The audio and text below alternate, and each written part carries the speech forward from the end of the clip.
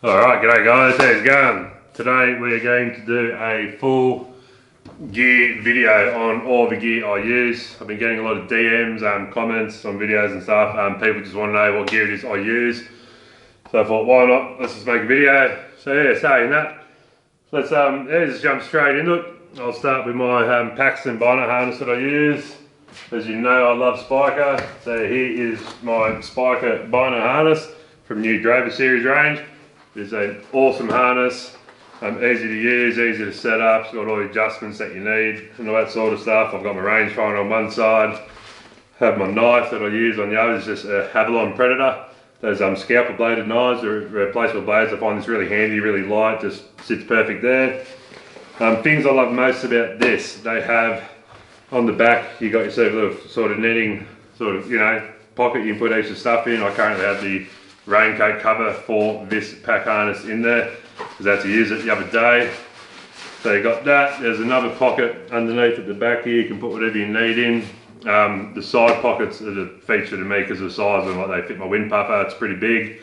It does not fall out no matter what. For who's interested in my Windpopper, it'd be corn flour or rice flour that I put in it. I was using talcum powder, but I think the perfume, like the smell of it, was a bit too much. If the wind did swirl around and it finally got to the animal, they'd probably smell it. On this side, this pocket, I just put some spare camera batteries and stuff. In the front, got a little bit of paracord I'd always carry with me. Got my SD card reader for when I go check my game cameras and stuff. One of the best features on this is the magnetised lid for opening and shutting. It's just nice and quiet. And there's no Velcro or unnecessary noise. And one of the other best things, it wraps around the bottom and sticks down there as well by a magnet. So yeah, it's very good. It's got these little clips so you can clip your harness straight to your bino so you don't lose them. I just got them unclipped at the minute for the video. So while I'm here with this, I might as well go to the binos. I run Bushnell trophies, 10x50s. I love a 10x50 bino just for the field of view that you get out of a 10x50.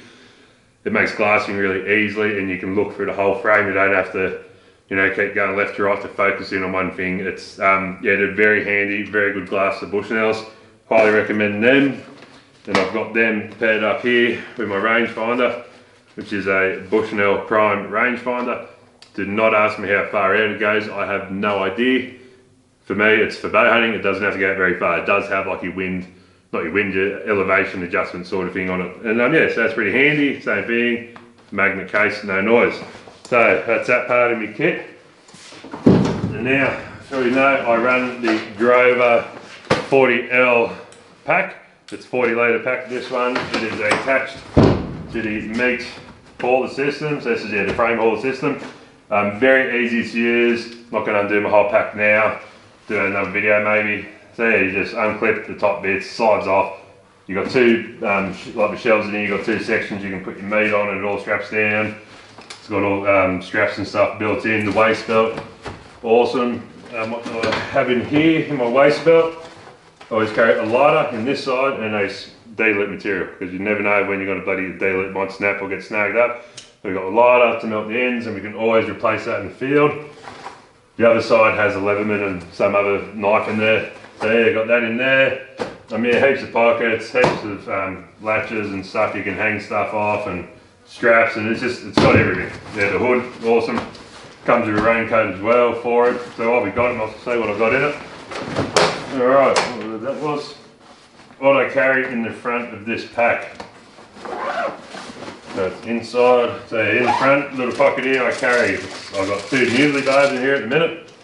I've got my big knife, which I really love the skinning and starting all those cuts, good bloody knife. Always have a head torch, got the lead lenser, whatever it is, head torch. No, it's a really good torch, I like this one.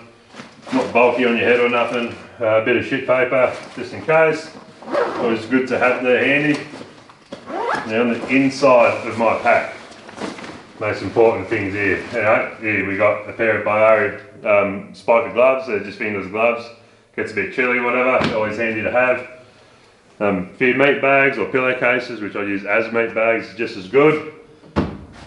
And the most important thing ever that everyone should have in their pack is a bloody first aid kit. Whether you're going on an ARWDBOW hunt or a 3-day hunt, always have this in here. You'll never know when you'll need it.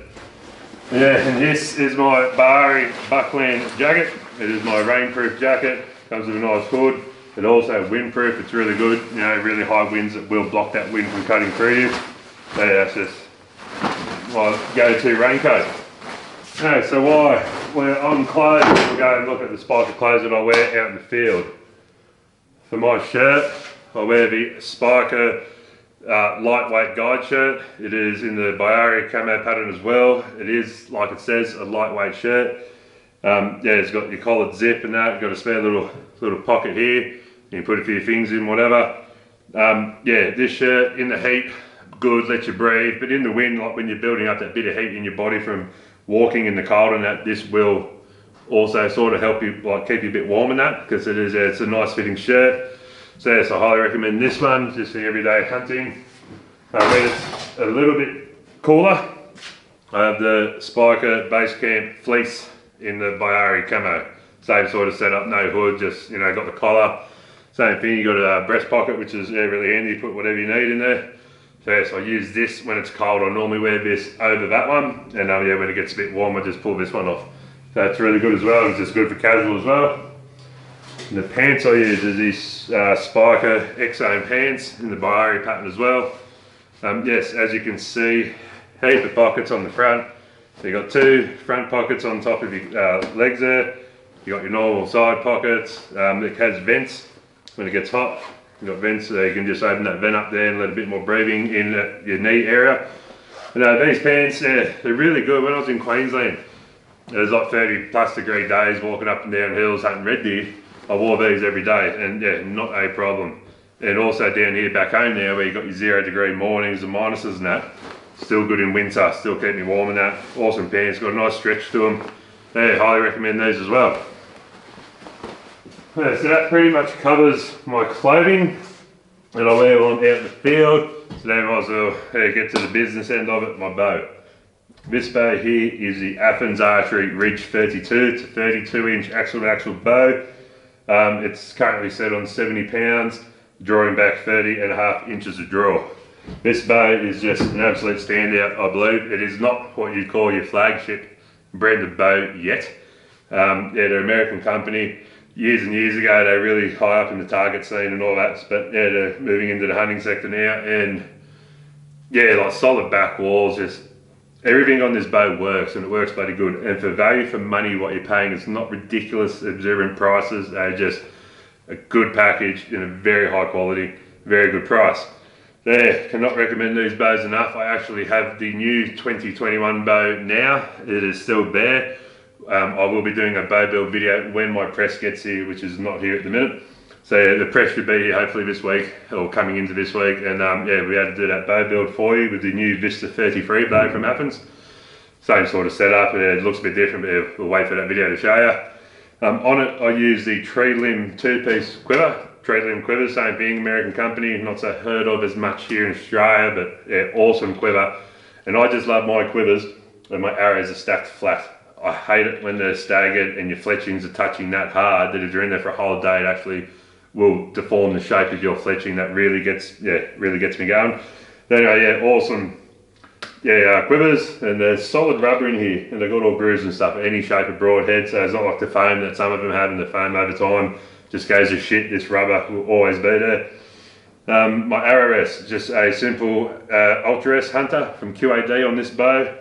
But actually, for my next bow build, I've got the QAD HDX Ultra S for that bow. So yeah, this one has a few more micro adjustments and all that sort of stuff on it. I'm very excited to get that on the new bow when it gets built. Yeah, I run, this sight I run is a sword sight. Sword sight's another thing, not so heard of here, but they're an awesome top of the line sight. I really recommend these sights actually. They're very user friendly, easy to use. This one is a free pin and it has a slider. The slider is my bottom pin. So yeah, it's pretty simple to use. If you can see, I'm not sure because I cannot see the camera screen. I've got my 20 pin, 30 pin, 40 pin, right? Then here on my side tape, I've got my needle set on 40 because that is just where my sliding pin is. So I leave that there. I know what the next two are, happy days, and I can slide down for my 50, 60, 70, 80, 90, so forth, and use that bottom pin as my sliding pin. So that's just the way I do it for myself. Like, that's just for target shooting, those extra distances. It's got nothing to do with hunting. That's why it's a free pin, because those are the only free pins I'll use. For hunting, yeah, the 40 pin will probably never ever get used for hunting, just for 20 and 30, because yeah, I like to keep maximum shots at 30 on game. So yeah, that's pretty much this bow. It's got just this sleeve on the stabilizer at the minute for this bow vise. So it just slides on easy like that, so I can work on the bow without a problem. Stabilizer I've got this year is the Doinker 10-inch stabilizer. I do not know what model it is. Yeah, it's just really good stabilizer. I like the length, and I really wanted a just perfect straight round stabilizer. As you can see, I have a GoPro mount fitted to it currently, and that is for my GoPro. Obviously, we'll get into that later. So yeah, that is the stabilizer I'm running this year on the bow. I have the same thing on my new bow, and I have this sight here ready to go for the new bow as well when I build that. Yeah, so anyway, my release aid. I use the True Ball Assassin. So it's a trigger release. I've not mastered how to use a hinge. I don't even know how to draw back with a hinge release or whatever, but anyway, one day we will give it a go and I will find out. So yeah, that's in the near future. Now I'll go to my arrows. As you know, I love and stand by ARWD arrows. This is the Oblivion series. I shoot a 300 spine. These are cut at 30 inches, I believe. I order my arrows from their custom build shop, so they do the wraps and the fletchings for me with a 5-degree helical, right hand helical, I believe I have on these arrows. There, it has a aluminium, but I go with the aluminium insert, outsert combination. You can go the stainless outsert, aluminium insert, or stainless outsert, stainless insert, outsert. Yeah, but I go the lightest I can go. This is at 45 grains, I believe. And my total arrow weight minus the broadhead is 463 grains, I'm pretty sure. Yeah, so that beefed up with this Widowmaker 3-blade steel broadhead that I use, which I absolutely love the Widowmaker broadheads. This one is a 125 grain. So that will bump up my arrows to 563 grains. But this head probably is a bit lighter, because I've used it so much, this head, and taken a lot of game with it, that I just keep sharpening it, so it's probably smaller than what it started out as. But yeah, they're very hard steel. It does take a bit of elbow grease to get these sharp. I just put them on an easy lapstone flat, just rub back and forward, and you get them shaving sharp like that. Like I said, you do have to put a bit of elbow grease in, because it is pretty hard steel, which means it is good steel. So yeah, definitely worth looking at the Widowmaker broadheads. Every product I'm talking about, or every company I'm talking about in this video, I will put links in the description box below for all of them, so you guys can go and check them out yourselves, and yeah, check out the products, yeah, and have a look at them. Anyway, we'll get on to the camera gear now. So I've got to turn off this camera that I'm filming on now, and I will use my old camera just to show you guys what camera I'm running this year. Alright, hopefully this camera is recording good for us. Right, so this year, not this year, I bought a brand new camera because the channel's going pretty good. I want to keep improving the quality of the content. So I've bought a Sony RX10 Series 3.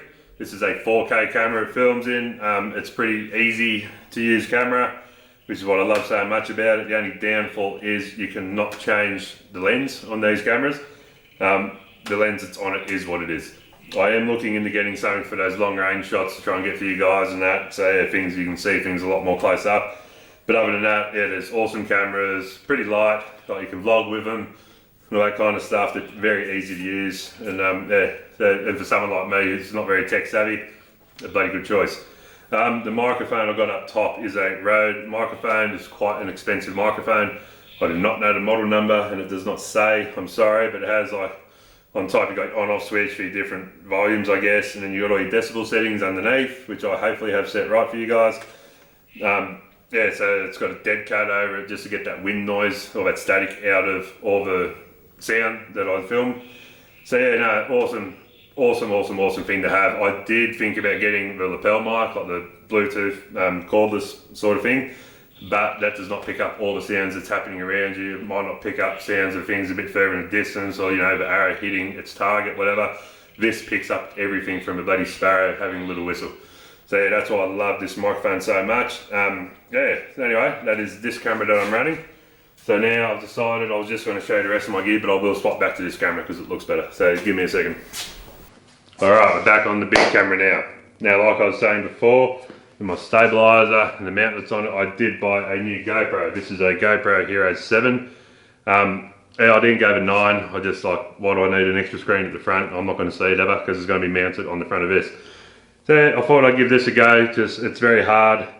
Once you've got an animal coming in, you've got the tripod set up. Once you're drawing back, that's it. I can't just let go and adjust the tripod to get that animal in the frame. So hopefully this will get all those kill shots for you guys so you can actually see the arrow hitting its mark.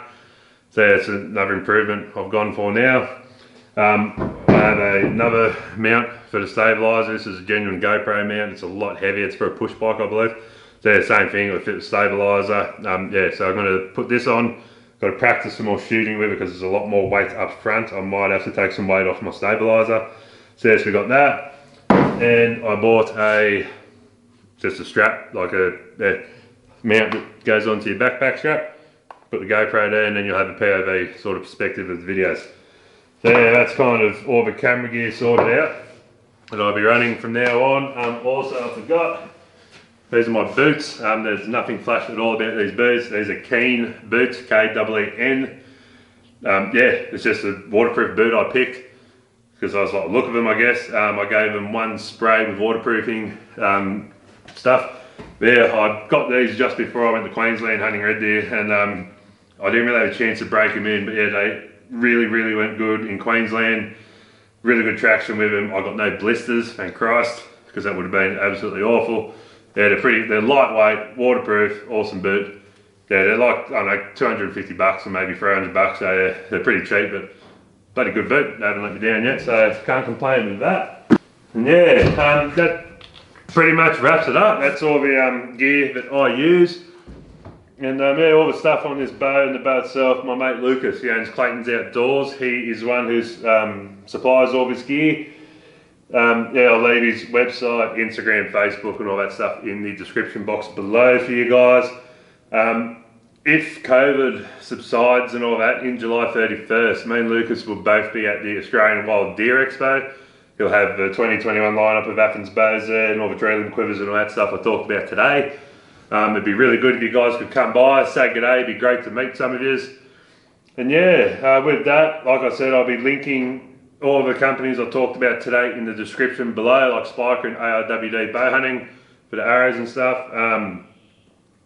Yeah, like I said, we will have a bow build for you guys soon, so that'd be great. Hopefully you guys stick around and watch that. And yeah, so if you like the video, hit that like button, subscribe to the channel, it'd be greatly appreciated. And yeah, like always, thanks heaps for watching and we will catch you on the next one. Cheers.